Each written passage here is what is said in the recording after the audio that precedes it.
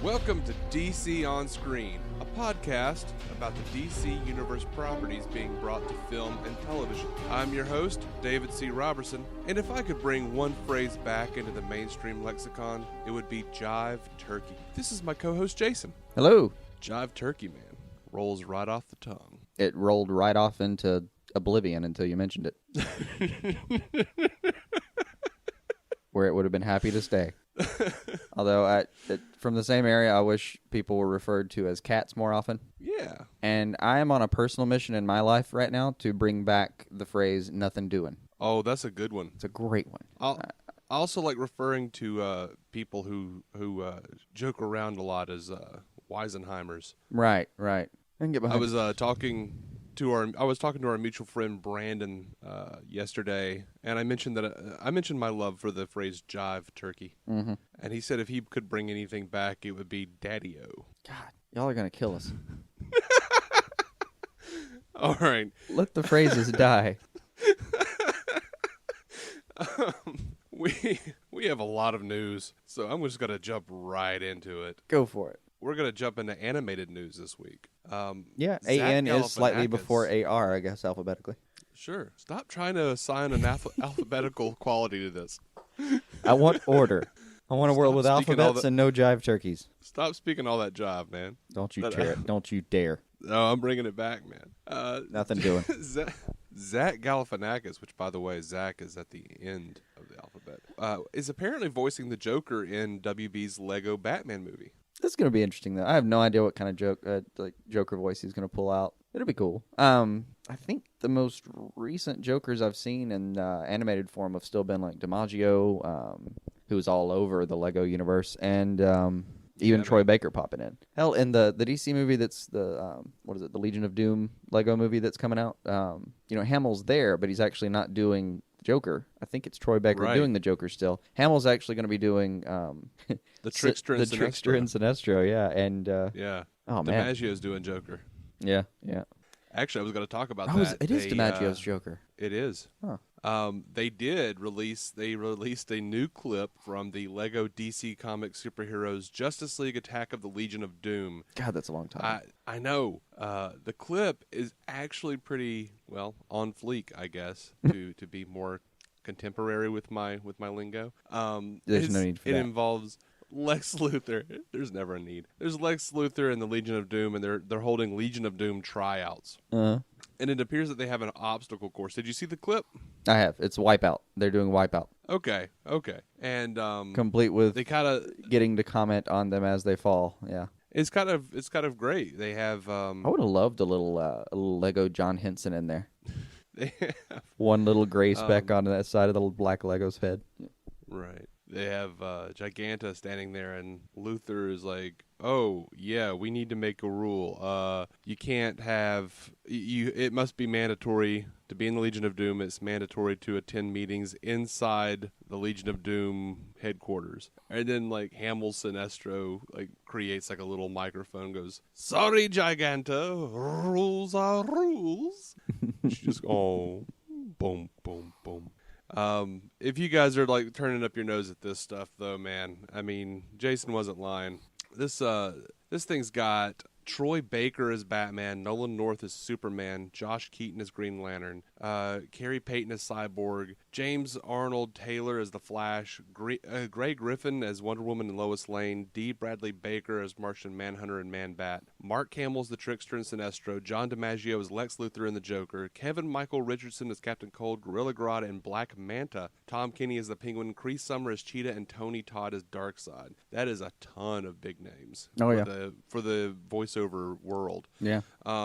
Here's the little synopsis, though. It is pretty fun. Crime is on the run as the newly formed Justice League keeps Metropolis safe, and this makes evil genius Lex Luthor very unhappy. Together with Black Manta, Sinestro, and a gang of ruthless recruits, Lex builds his own league and declares them the Legion of Doom. With this superpowered team of terror and a plan to attack the top-secret government site Area 52, can Lex finally be on the verge of victory? There's funny movies. I've heard there's even a little quick sidebar there where they say, well, what happened to Area 51? And they explain that Area 51's gone now, and this is 52, the new 52. Oh, that's amazing. Yeah. I wondered if they were doing that. Oh yeah, yeah. That was the whole point of that joke was to get to the New 52. That's good stuff. This movie, Justice League Attack of the Legion of Doom, it is a Lego movie. It will arrive on August 25th. So The same day as Vixen, if you're going to be at home that day. If you intend to be sick and watch a bunch of TV that day.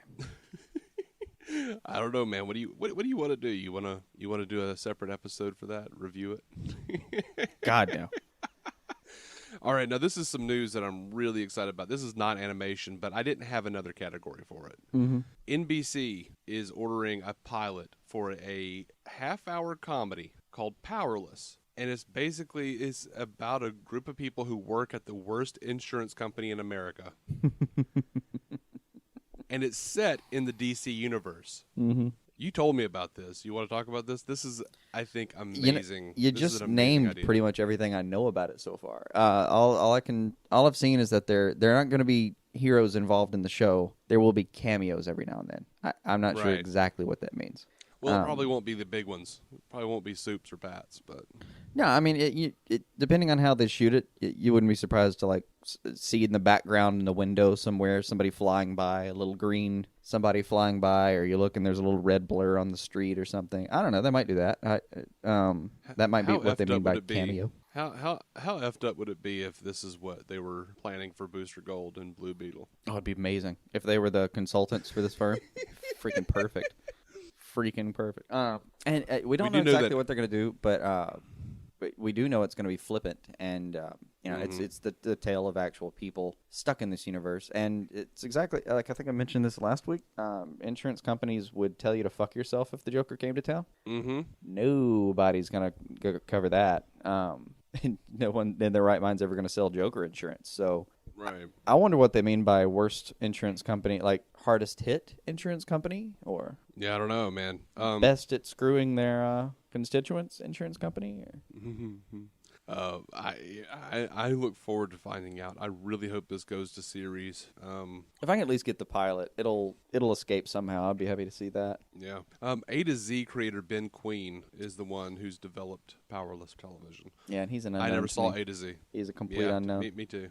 All right, Arrow now? Arrow? Yeah, why not? Arrow? Why not? Arrow? Sure. Why not? Arrow. There's a lot of Arrow news. Of course there is. So they've released new pictures of Arrow's new bunker. Mm-hmm. It looks amazing. Are they going to abandon the basement? Oh, yeah, that's gone. Okay. Wasn't sure. I mean, remember, Detective Lance found it, or Captain Lance found it, and went, "I got you now, you son of a bitch." I know. This is what does. My ears feel wet every time he talks. Yeah, dude, it's got its own garage. They have like their own it looks like a meeting table. Well, maybe they'll like the Arrow Cave thing is fun, but maybe they'll finally take Harley Quinn's advice and start calling it the Quiver. I mean, she nailed it. That'd be amazing. She nailed it. But yeah, they have pictures up online. You can find it. I'll put a link up in the show notes, but it looks great. I'm down. We got what we wanted. Constantine is going to be on Arrow. Yeah, it has been announced officially. That was one of those times where I yelped. I was at work, people were there around me, and I had to explain myself because I kind of got an alert on my phone, and I looked at it and let out this little yip. I don't even know what sound it was. I can't really truly reproduce it, but I made a sound and had to explain myself. But holy fucking hell, this is going to be great. I don't even know what they're going to do, but think about how much Arrow's expanded. It used to be just a bunch of guys, well-trained guys hitting each other. I know. And, some explosives. And now we're talking about talismans. Just Constantine arriving just means that magic is available now. Just pure magic. I mean, he's that. And if they're going to keep the universes, consistent, which they have no problem doing, we're talking about a world where now entering Arrow's possible universes, you still have like Fate, Faust, Spectre. Yeah. Actual heaven and hell. It's a whole thing. It is a whole thing. A beautiful thing. I don't know. They're not going to be able to wrap it up in one episode, and you're not going to get an ending to the series Constantine out of this episode. You will get a lot more fun with Matt Ryan. Yeah, which I'll take. Now, Marc Guggenheim said that season 4 is going to have an expanded focus on magic. Mm-hmm.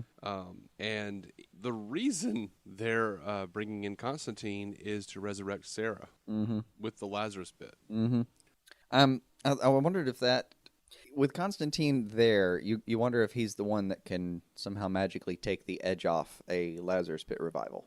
I doubt it. Well, I mean, it's supposed to be you come out of there, you're crazy, blah, blah, blah, short of, Thea, I guess. But Guggenheim seems to be saying, unlike Thea, who wasn't fully dead, the consequences of using the pit on someone as dead as Sara create some unforeseen difficulties. That's supposed to be the idea. That is supposed to be that. Now, have they said for sure that Thea was not quite dead? Because, man, she looked dead. She looked pretty dead. I mean, by the way, man. She got run by through. The way. Not a lot of people in history survive getting run through. We could do one more scene with Constantine and what's his face? Barrowman, Malcolm Merlin. Where he's like, my boy Tommy.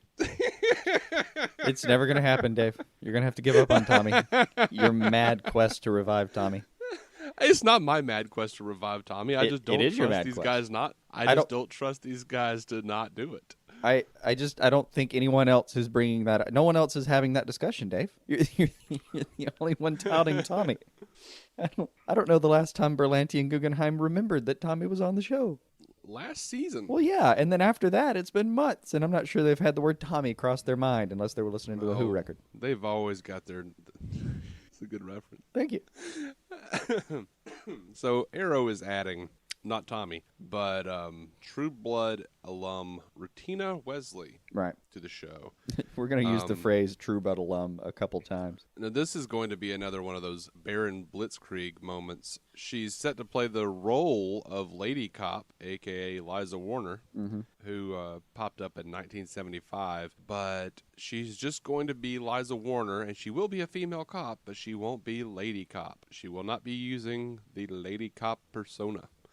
So they just pulled the name, and now they're going to do whatever they want with it? Yep. Damn it, people. Don't you know there are people that are writing Wikipedia pages and encyclopedias and all kinds of content for DC, and you're completely fucking these people. Because now they have to put a whole other little addendum about some dude who used the name once and did nothing related with it. Right. Now, she's apparently going to be like on a task force of some sort, I've heard. I don't know. And they're also... did we talk about Alicia Rotaru last week, the love interest from Oliver's past? No, I don't believe we did. Yeah, apparently there's going to be love interest from Oliver's past, and it's going to be like a flashback thing. Fans were apparently freaking out because they thought, like, oh no, Connor. Olicity. Oh yeah, no one. I don't know if there's anyone in the fandom that wants to see Olicity end. At least not yet. I very much want it to end. Okay? Why are you doing this to me, Dave? Why do you want Tommy? Why do you want Olicity to end? What are you trying to do to my show? Make it better. Right. I want some Olicity, man. We've worked. No. We waited years for those two kids. Were you about to say we worked way too hard for this? Because I thought we talked about that, how we didn't wait hard, or we didn't work hard at all for that. No. It didn't say it was earned. I said I've been waiting for years. Okay. There's a very clear difference. They were saying Felicity was never part of the original plan for the show. Well, yeah, but she was one of those people that they got on there and kind of realized, hey, she's working. Let's keep this going. Yeah. So they've also added. I never watched Enlisted. Did you watch Enlisted? Nope, not a one. All right, Parker Young. He was on that show. On that show, he's coming on that show that neither one of us watched. Came in. It was coming into Arrow season 4, playing Alex Davis, the guy that we bemoaned last week, I believe it was. Right. The smart, driven young man working for Oliver and the potential love interest for Thea. Yeah, he'll be here this season to tell Thea what to do, so she doesn't have to use her own thoughts and feelings and emotions. True story, guys. It's just nothing to that. It's annoying. That's all I've got. Oh, man. Okay, so Marc Guggenheim, in talking about Oliver, said that Felicity will be the one force in Oliver Queen's life that keeps him from relapsing into the sordid effect of previous seasons, teasing Felicity to be the lightning balance to all the dark travails that come with being Starling City's superhero. The relationship with Felicity is the thing he aspires to in terms of a more positive, healthy environment. That's going to be the two things pulling him throughout the year. That works. Now, they say throughout the year, so I guess I will get my wish. Yeah. No, I don't think they're going to get rid of him. No, and that's what I know they've added, about. they've added what they're calling a love interest for Oliver, but it's the flashbacks. Yeah. That's the thing. Everyone freaked out, and I don't think it was going to be a big deal. I was pretty sure when they said love interest that it wasn't going to be a pressing concern anyway. But we'll get her. We'll have him the whole year, and it'll be nice to actually see him not fall back into that whole. They did. If they earned anything at the end of this season, it was the fact that Oliver cares more about the team now than he does his personal mission, and he did come to a full. It was a full acceptance of the fact that he is a better person, and better at what he does and what he needs to do when these people are in his life, and he needs to stop pushing them out. Right. If the show earned anything, it's that. So hey, keep it. There was a tweet earlier this week. I don't remember if it was Guggenheim because I don't have this in my notes. I just remembered it. But so sorry if we miss any news. Please let us know. Rake us over the coals. But they're saying that like someone asked if Oliver's son would show up, and whoever it was said, "Well, I would tell you, but that would be a spoiler." Yeah, but that's a vague, vague Dicky answer. It is a vague Dicky answer, but if they weren't going to do it, they were probably going to be like, "No." I mean, if you asked me if I was going to get you a birthday present, and I said if I told you that would be a spoiler, that does not mean you're getting a damn birthday present. I would think it would mean that you were River Song, right? Spoilers. Yeah, she almost took that word completely out of the normal context. Jason is River Song. She's been gone too long. That could be. She regenerates. Oh, she's coming back. I've heard. We'll see. All right, we're gonna jump into the Flash and stop talking about Doctor Who. We can expand it. I don't know. Oh wait, the last bit of Arrow news. If in Amel's training process to get ready for his, I think what will be his second WWE performance, apparently smacked himself in the mouth with a bar. I'm not exactly sure how that works because I don't really know how working out works. I assume you lift things and carry them into other places, but in doing so, he smacked himself in the head. And then that's kind of brilliant. Yeah, and then mentioned that he was hoping his tongue healed in time because he had to do vocal work for Arrow later, and was wondering how that would go. So if at some point this season during a voiceover, an ADR moment, you feel like he's a little muffled, sounds like his mouth is full of marbles. His mouth is full of swollen tongue. Well, I mean, everyone on that show lisps, without a doubt, will even notice. That's true. Well, you will, though. He's the one exception. He's the one using a clear, well-spoken voice the whole time. All right. Well, over in The Flash, one of the showrunners, Gabrielle Stanton, is saying that they're going to be incorporating Wally in a really, really cool way, and she doesn't think the audience will see it coming. I don't know what that means. I have no idea what that means. Do you want to talk about Dr. Light? Oh, yeah. This will make just as much sense. I could take a guess at that, and it would be nothing but an absolute guess. God help them. I hope it's fun. I bet it is, though. I'm going to go ahead and give them the benefit of the doubt on it. Somewhere in there, they don't have casting news for it yet, but they're going to the female version of Dr. Light that showed up in the I think it was showed up in the 80s. That is who will be popping on to the Flash. Which, if they're going to use Dr. Light, yes, please go with the female version, because the moment Dr. Light gets on screen as the male version, I'm waiting to see who he rapes. Yeah, the male supervillain, he was a tough cookie. And he wasn't. He was a lame villain until Identity Crisis, so you have Jeff Johns to thank for what he was. But he was mentioned, though. He was mentioned in Arrow Season 2. He was they acknowledged him as a psycho former Star Labs employee. Oh, okay. Arthur Light. Oh, yeah. Oh, that would have been fun. And, he's one of those people that his power set originally sounded really cool. Back in the 50s, this would have it sounded great. And now we're past the point where we don't even care about CD players anymore.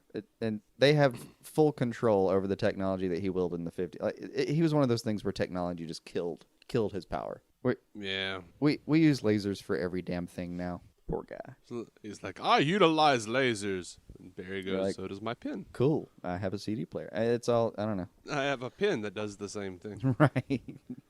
He's over here summoning whatever he can. You just pull out the pen thing and swirl it on his chest. Hey, get that off me. Okay. Sounds like a job for the comforter and duvet.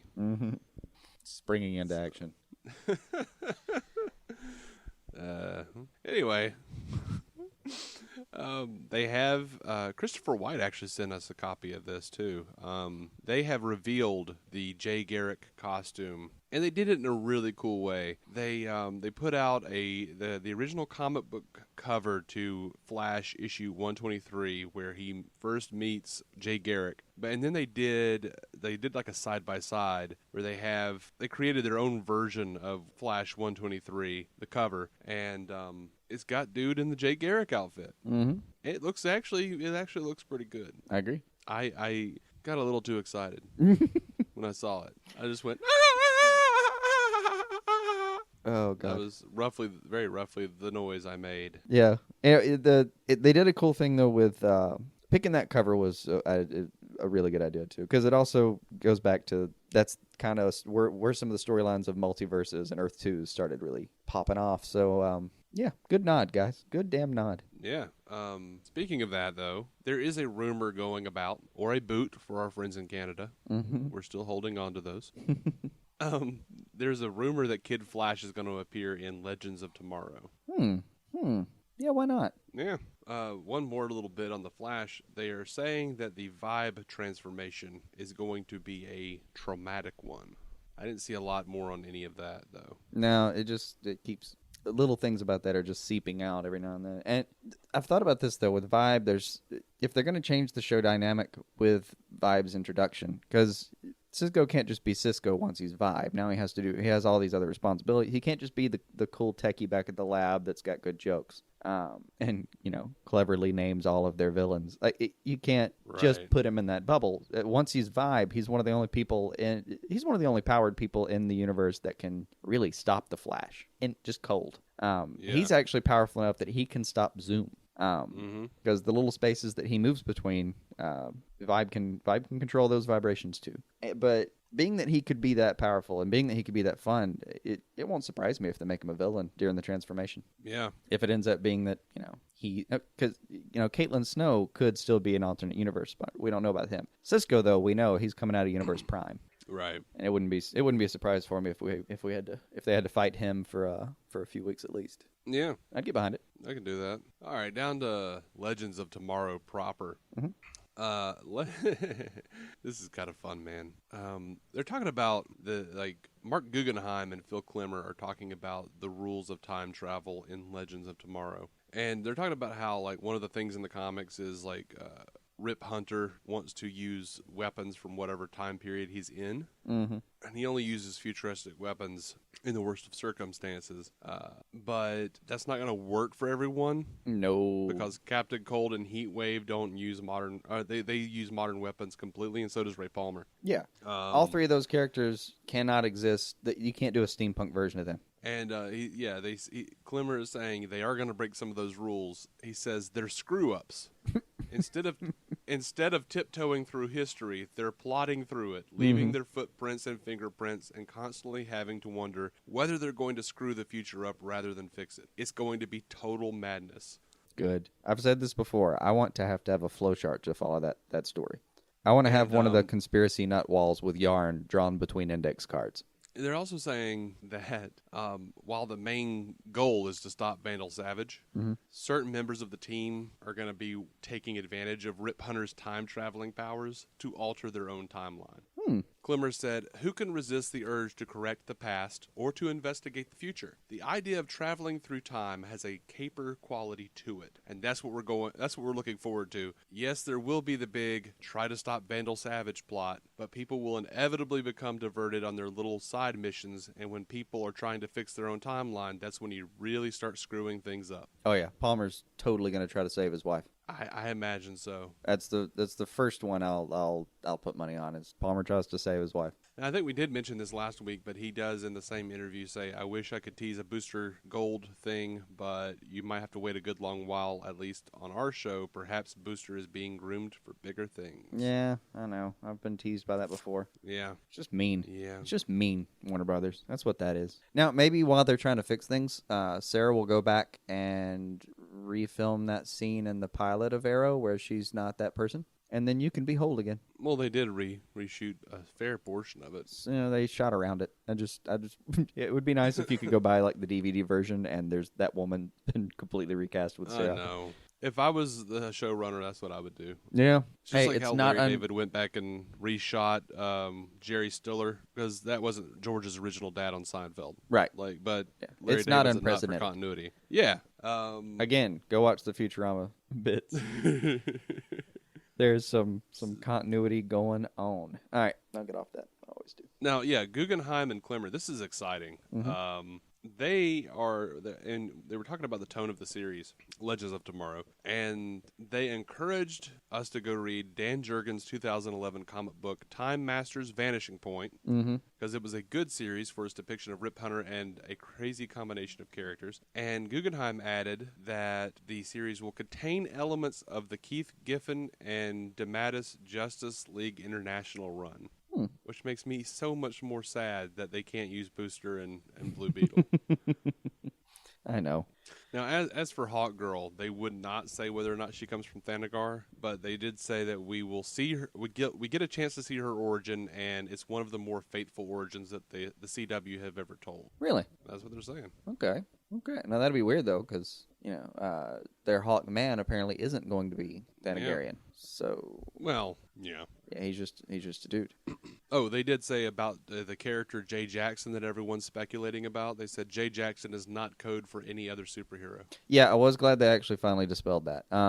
Because it's been driving me freaking nuts. I just flipping through Wikipedia after Wikipedia, trying to find a character that would match that. No, okay. So I can put that one to rest. It actually did. It comforted me. You know, they did address the fact that Heatwave and Captain Cold were going to be in the group. And they said, first of all, when you've got Wentworth Miller and Dominic Purcell, you don't use them. That's criminal. That's really criminal. You have to make use of those guys. Right. But also it's the virtue of having those X factors, these monkey wrenches in the works. It makes the whole situation very unpredictable. And the show is so much richer for having these two guys in this group of superheroes. It's almost like if you did Avengers, but you made Loki an Avenger. Can you imagine how much fun that would be? Yes, I can. It was Thor 2. And I enjoyed the hell out of that aspect of the movie. Oh, yeah. This was a side note I accidentally put somewhere else because I saw it later. They said Green Lantern is not going to wind up on The Flash. Okay. They just went ahead and put that out there. Good. But they said never say never on Constantine showing up on The Flash. Yeah, I saw the Never Say Never. That's fun. Yeah, it would be nice. I'd like to see Constantine's reaction to Barry's speed. I actually would. I mean, I like to think I'm also he would looking just forward kind of to cock an eyebrow and light a cigarette. Yeah, it's going to be something like that. Like, it's not going to be Diggle, pissing himself. I also want to see, Constantine's reaction French fries. to somebody like Oliver, though, who's just ultra disciplined, standing next to somebody that's Constantine, who has never, either learned or bothered to cinch his tie. That's going to be fun. Oh, he knows how to. Oh, John knows how to do his tie, man. I've never seen him cinch that tie. I assume he only cinches it when he's trying to seduce pricey women. All right, you ready to go over to Supergirl? You bet. Do you have anything else for the Flash? Alrighty, we're going over to Supergirl now, guys. Supergirl, man, Nina Tassler. There's a lot of news actually that came out of this executive session at the TCA press tour. Nina Tassler is saying that she is going to stay in her own universe for a minute. She had said they weren't going to do a crossover, but then I think later they kind of said, well, not for now. What it amounted to is not right now, and they're promotionally they're crossing over, but that's just people saving money on marketing, which is fine. Keep your money on marketing not spent and put it into effects, please. Right. Yeah. All they've said was it's not going to happen right now, and I think for the best possible reason. I forget who said it, but they said that with Arrow and the Flash spending most of the first half of their season setting up Legends of Tomorrow, and then Legends of Tomorrow taking that off, and Arrow and Flash spinning off from all that. It's supposed to be a big, three-headed monster. They didn't want to, and I'm pulling exactly their word, shoehorn Supergirl into something like that, because a character as powerful as Supergirl, that it would be, and I would feel cheated. I'd see her fly on screen for a second and be like, why aren't we going to deal with this? And then she'd fly off screen, and I would be sitting there thinking, why didn't that have 2 episodes? Right. So, yeah. I already feel that way about Constantine. I know, but I think that's just greed. It's just love for Constantine. I just want to see more of him. I know. I understand. Now, importantly, though, Jeff Johns said that, Superman will be a factor in Kara's life, but you won't see him exactly on screen. Yeah. So but he'll be we are felt, getting Red but not seen. Tornado. We are Yeah. getting Red Tornado, and oddly enough, Non. Like the Kryptonian henchman from Superman 2. I know. That's one of those big, fat whatevs. Him and Red Tornado, I'm Reactron can happy go to see. battle over the world's worst supervillain name. Hate that name. But Red Tornado, though, hell yeah, man. Yeah. Never seen the live action of him. I know. Now, at the, I believe it was at the same press tour that Marc Pedowitz said that they're not going to do any more spinoffs. They have no intention of spinning anything else out. Of course, he says also, last year at this time, we had no intention of doing a third DC project, but as characters were introduced on Arrow and The Flash, we began to realize this was a great opportunity to create the third leg of the stool. Mm-hmm. And he did express regret over passing on Supergirl. He passed on Supergirl, and then he said, we had Arrow and The Flash at the time, and we were not planning to do another DC character. In hindsight, we probably should have gone in that direction. Sometimes you lose great shows. Yeah. I was just happy that, I don't know, I like a guy who can question himself and in his position that can question himself and say, yeah, it would have been nice to have all those shows. We should have done that. It kind of cracks me up, though, because he's like, no, we're not doing anything else. I wish we had. Right. But we're not now. No, yeah. See, that's the other side of that is on the one hand, I like a guy who can call himself out. On the other hand, he's clearly not learning from his mistakes on a meta level. Because his problem then was he thought that they were already doing too much DC stuff, so he didn't get that show. Now he's expanded his amount, and he's saying, well, we're doing too much DC stuff, so I'm not going to grab that. Right. Oh, don't even try it, buddy. You're going to be airing Booster Gold before you know it. Now, here is a weird news bit. Mm-hmm. Actor Justin Leak has been cast to play HellGrammite in one of the early Supergirl episodes. He's going to be, they've described him as an alien that Supergirl will be chasing. In the comics, he wasn't an alien. He was an entomologist who experimented on himself and basically transformed himself into a giant mutated insect thing. I don't know if they're going to put a giant mutated insect thing on Supergirl. Right. I just don't know if they're ready for that. I feel like they're going to try, and it's going by the Berlanti method, so they're going to try to, make it slightly realistic, at least when it starts. I mean, as far as the comic books go, his powers include super strength, screwing adhesives, enhanced leaping, of course, and creating cocoons that will transform his victims into larvae versions of himself. That is correct. Yeah, he can make little pod creatures. He's got an ass that's basically a Stepford Wives factory. I remember I have seen this character a number of times popping up in Superman and Batman, and every time I saw him, I just went, what is this again? Right. It's one of those you see in the background somewhere and go, who the hell are you again? What? Who's he playing with? Engelman? What the hell? Okay. Yeah. I mean, all right, now at that, huh? Oh, and they've cast a Livewire now for Supergirl. Yeah, which actually is probably my favorite. I like Livewire as an option. Now it's going to be as an option, yes. In normally, practice, generally, no. Normally, she's annoying as all hell. Yeah. But they're going to use, and again, True Blood alum, Britt Morgan. I mean, on True Blood, she was just one of many annoying redneck characters.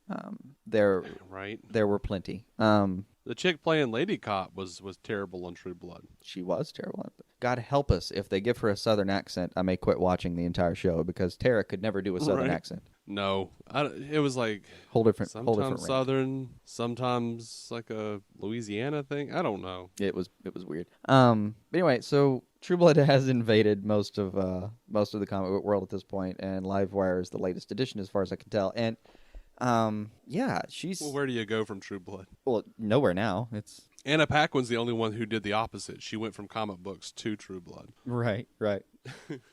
I mean, never fret for Skarsgård. He's pretty. He'll get picked up somewhere. Oh, Sookie. Anyway, I don't want us to go into a True Blood hole. And that is what it would be. What else did we have? I could make fun of True Blood for like an hour. It just I know. never catch myself. What else do we have? Well, someone asked Nina Tassler why they scheduled Supergirl against Gotham. Mm-hmm. And she says, I think they're different audiences. I think Supergirl has a much bigger, broader audience. It's more family entertainment. Oh, she's a And dreamer. they look different. They feel different. Now, I will say this. That part's true. The Supergirl trailer has way more downloads or way more views on YouTube than anything Gotham. But yeah, but I don't know if she was just that's delusional, dude. It is. A huge portion of your fan base is going to be just comic book people, just straight up comic book people who we don't care which property it is you're airing. You're gonna air a TV show about one of the people we like, so we're gonna watch it. Yeah. I think it's I gonna. don't care if it does have Calista Calista Flockhart. Yeah, I'll still watch it. That's not a pool. Yeah. So with that, we're gonna go over to Gotham. Mm-hmm. Do you want to talk about the character they stole from Daredevil, Joe Pike? Well, Daredevil wasn't going to use him. I don't know. The kid they've cast for Joe Pike, what's the Wire? What's his name? Leo Fitzpatrick. There you go. Look, first time I ever saw this kid, it was on I think it was like a Law and Order Criminal Intent or something. So I guess first time I saw him, he was with Kingpin, but whatever. Yeah, he was. Yeah, the kid's legitimately creepy. He does. Yeah, he's going to be fun to watch. I'm just going to wonder why the fuck I'm watching him the whole time. Yeah. I had said previously that people needed to cool their tits as far as the addition of villains was concerned in Gotham Season 2, and as of the moment where we've cast someone for an entire gang that has no predecessor in the comics, I would have to advise you to go ahead and keep your tits warm. And I may be joining your battle. Yeah. He's leading a gang of arsonists, so everyone is kind of thinking he's going to be Firefly. Yeah, but we have a Firefly. Just use Firefly. Why is? I know. What is I wrong? don't understand. What is wrong with why does everyone think everyone has to be like any character that you introduce that isn't instantly recognizable? People are like, oh, who is he? Well, this is why I spend no one probably 4 or 5 combined hours trying to figure out who Jay Jackson could be, only to find that he's no one. Because you've tricked me into thinking that anyone could be any damn body. Yeah. And that the names don't have to matter anymore. Yeah, I don't know. It's an annoying lie. I mean, I don't know. So Cameron Monaghan, our own Schrodinger's Joker, has teased massive carnage in season 2. Good. That was Gotham was the most fun when bodies were dropping. Yeah. I mean, Penguin fighting his way back to the mainland, and that was where we started to love him, right? Just I guess, cutting folk. But he says, we see allusions to a very great villain. So, hey, But they're still talking about the ideology rather than the individual Joker. And they said it's less of a he and more of an idea. It's not about a man. It's about the ideology of a man and what that represents and how it affects other people. I can say that by that ideology, Jerome is very adept at spreading it. Yeah, they're making him sound like he's going to be more of the leader of the Joker cult than anything else. And in all the shots so far, he does seem to have cronies in prison. So apparently he does. He has an alpha level of prison crazy. Yeah. Which I accept fully. No. First time I heard that kid laugh, I would immediately decide not to fuck with him. Pretty much. So apparently, we're going back to the well of demoting Jim Gordon. No, it only lasts a few episodes. I know. Apparently, when the season 2 premiere of Gotham happens, we'll see a few months of a time jump from the first season finale. And even as he was able to prevent war between the city's mobs and the gangs, Gordon is going to be punished for saving Falcone's life. Of course. He's been demoted to street cop. Yeah, he's basically a traffic cop at this point. I mean, if they give him like one of the orange vests, it won't surprise me. Oh man, I don't want to keep seeing that back and forth. Well, not all the time, but a few times makes sense. He makes a lot of waves. People demote him. Shit happens. It's okay. He'll be storming into Loeb's office with a cocked gun in no time. Have faith. Yeah, Ben McKenzie is saying, immediately in the first episode back, you'll see a deal with Mr. Cobblepot that has extremely negative consequences. Jim has learned he has to do what he has to do to get things done. It's a real change for him to throw morality to the side. He's still serving the greater good in his mind by doing whatever he has to do. It's a little sad to watch that go away, but that is the journey we are going on. What he's learning is how do you get power in Gotham, and how do you hold on to that power, and how do you dispense that power. You only do that by playing pretty rough. Sounds right, okay. man. Sounds right. And Yeah. hopefully Bullock will be there to show him the ropes on how to get a little sideways with his morals. Now, Bruno Heller made a couple of comments about young Bruce's reaction to his father's secrets that we can expect to see. He says his father's office makes very real what was previously a childish revenge fantasy. He plunges into a much darker and more adult world than we've ever seen him in before. Oh, that's amazing. So that, if I understand that correctly, the kid who goes to the board of directors sits at the end of the table and immediately chops all of their dicks off. We're going to get to see more of him. Right. Fuck and yes. Right. All right, now over to movie news. Unless you have any more TV news. Do you have any more TV news that I was remiss in mentioning? Lucifer has slithered out of the holes from whence it came, if anyone cares to find it. Now, I will say this, though. The overall response to this leakage has been overwhelmingly positive. That's interesting. Dude, people like it. People are really liking it. I don't even know if it had a trailer out yet. I never saw it. I think it just went straight to, here's the whole show. Enjoy. There was a trailer. There was a trailer? It didn't. Yeah, there was a trailer a while back. Like before we ever even started this show, there was a trailer for it. Okay. And I was underwhelmed. Yeah, the actual response from the people viewing it is going really well. I mean, it has been picked up.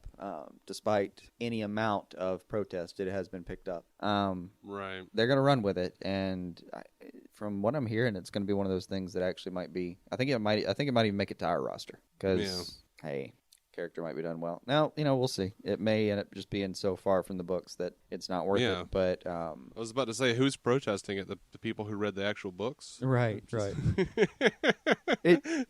It's basically procedural league. Anyone who you would suspect might protest if they just simply read the word Lucifer and thought it was being aggrandized has obviously spoken up and petitioned. But oh, okay. Yeah, but anyone who was just looking to watch a show has pretty much been on board with the show. I don't know. I was just looking to watch a show. He may end up on our roster, though. That's what that ends up being, because this might actually be that good. Now, you won't be able to see it legitimately until 2016, and right. They don't even know when yet, so we'll see. Here's the fun thing, and this is completely and wholly what I hope happens. Constantine on Lucifer. Oh, absolutely. They should totally finish up Constantine's storyline on Lucifer, because that would have, if they put that in the same universe, it would totally work. Like, it could be made to work. Though. Like it one of the reasons Lucifer is so bored with being in hell is because of the whole thing with Manny and the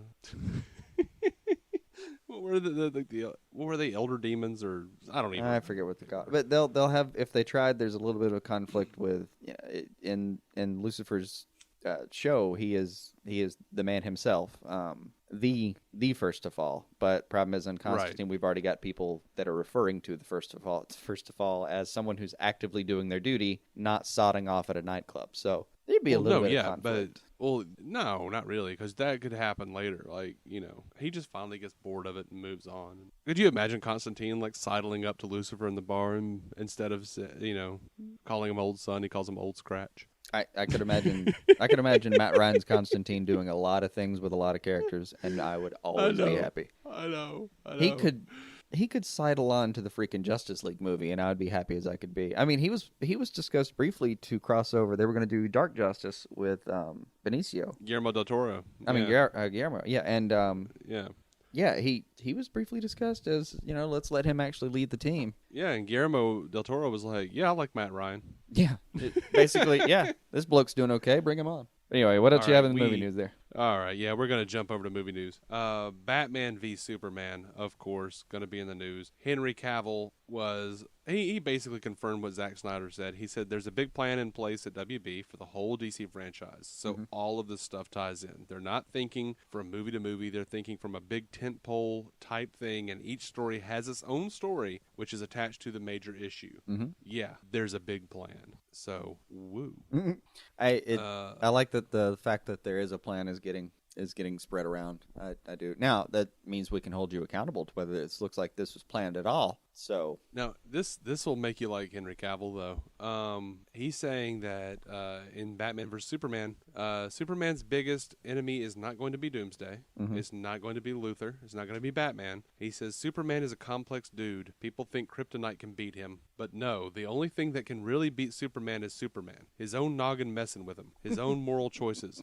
When you have that to start with, the storytelling can really delve into something rich. And when they asked about him reprising his role for years to come, he says it's a wonderful role. There's a huge potential there for complex storytelling, and I'm looking forward to exploring those avenues. Come on, as Superman, you can't be pissed off at the idea of playing Superman for the rest of your life. Oh, sorry, I'm just the granddaddy of all superheroes. It's such a pain.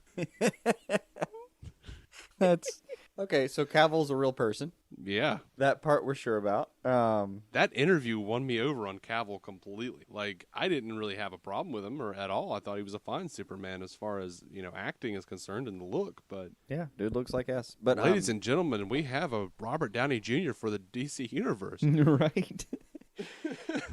One who's a lot more committed, it sounds like. Now, this is the same moment you had with Ezra Miller a few weeks ago, where maybe this is secretly what's been happening. They've been making casting choices. We weren't sure, and maybe it's just going to slowly seep out like that. They're casting whoever is most excited about playing that role. Yeah. I mean, apparently all Jared Leto does right now is try on his makeup and read Joker stories. Yeah. Fuck yeah. You can't fake the enthusiasm you need to play characters like this. You especially can't fake it over 15 years. I forgot about that. I can't remember what it was. There was a tweet, and Leto tweeted and said something akin to, "I shot a purple gun today. What did you do?" Yes. Okay. Yeah, he's having a lot of fun. All right, we're gonna go ahead and get out of here right after some fan feedback. Christopher White, what up, Chris? One of our listeners says, in your Batman Begins review, you made me see that movie in a whole new way. The only thing that always bothered me is if this microwave emitter was designed to vaporize the water supply, how did it not vaporize everyone's blood in that movie? I mean, seriously, why did everyone just suddenly not explode? I forget the exact number. I think your blood is either 86 or 96% water by volume. Mm-hmm. So, yep, absolutely. You're right, Chris. Everyone should have fucking exploded. He also says, I don't know, maybe it had a short range. If that's the case, isn't it a little convenient that the train was built directly over the water main? Yes, it was incredibly convenient. It was. We did mention the convenience of that train and the asylum all being able to interconnect right over a main pressure valve that apparently no one was paying attention to. He wrote, "Who thought that was okay?" His name is Christopher Nolan. He will take your hate mail at insert email address here. Right. He said, lastly, I found this, and it's a picture of Willem Dafoe as the Joker. And it says, how has Willem Dafoe not played the Joker yet? He says he wants our input. He wants to see this, even though he would like to see a more subdued performance than Willem Dafoe gave in Spider-Man. Yeah, I would see that. And Goblin is if you're going to do Goblin, you do get to kind of go do a Marvel version or a Marvel take on Joker. Yeah. I could get behind William Dafoe, but there's the Tudyks of the world that I want to see first. Right. The Fassbenders, the Tudyks. Yeah, and if you did Dafoe, it'd have to be, I don't know, I want to say an older Joker. He's getting on in years now. Right. Maybe do like the Dark Knight Returns version of him, but throw the story somewhere else. Yeah, I could see William Dafoe selling me on the line, darling. With a 45-year-old Batman that we're getting now with Ben Affleck, I think if they were going to do Willem Dafoe, they probably should have already done that instead of Jared Leto. Yeah. But I've never had a huge yearning to see Willem Dafoe as the Joker. Like, I always looked at him and go, well, yeah, sure. But it always seemed such an obvious choice that I was just like, I don't know how exactly I feel about it. Like, I'm sure he would do a fantastic job. Actually, I would say if you want to see Willem Dafoe as the Joker, go check out Batman Under the Red Hood, because I think John DiMaggio did pretty much, like, even in the way the character was drawn in that movie, I would say he was very Willem Dafoe. Yeah, he actually does. It's see, the nice thing with Dafoe is his face already kind of wrinkles in a way that looks like a creepy smile. So makeup would be pretty quick. Absolutely. All right, that's going to do it for this episode of DC On Screen. You can find us on DCOnScreen.com, iTunes, and Stitcher. Please go rate us. Go give us great reviews. We'll be better off for it, trust me. We are a proud member of the Giant Size Team Up Network. Also a member of that network, our friends Matt Carroll and Jeff Randall over at the Marvel Cinematic Universe podcast. Go give them a listen if you are so inclined. Mm-hmm. Tomorrow we are dropping our Dark Knight review. Keeping in line with our Nolan trilogy review / hacking a part of. Right. So we hope to see you then. And we have Constantine as well. We are going to do a review of Constantine, and I think it's going to drop next week, right? I think it actually is the other way around. We're going to drop Constantine tomorrow and Dark Knight next week. Oh, were we? Yep. Oh, well, goodness. The point is, we were too excited about Constantine showing up again, so we have to talk about him now. Right. The point is, over the next few days, couple weeks, you guys are going to be hearing a lot from us. So if that's the thing that, tickles your fancy, that's an appropriate thing to say, right? It is not. I don't. Nothing doing. Okay. Don't give me that job, turkey. Until then, put some DC on your screen, because we sure as hell are going to do that as well.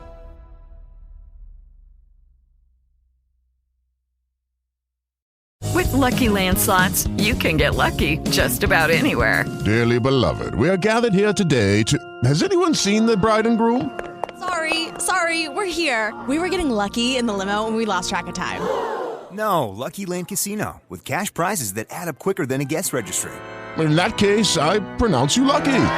Play for free at LuckyLandSlots.com. Daily bonuses are waiting. No purchase necessary. Void where prohibited by law. 18+. Terms and conditions apply. See website for details.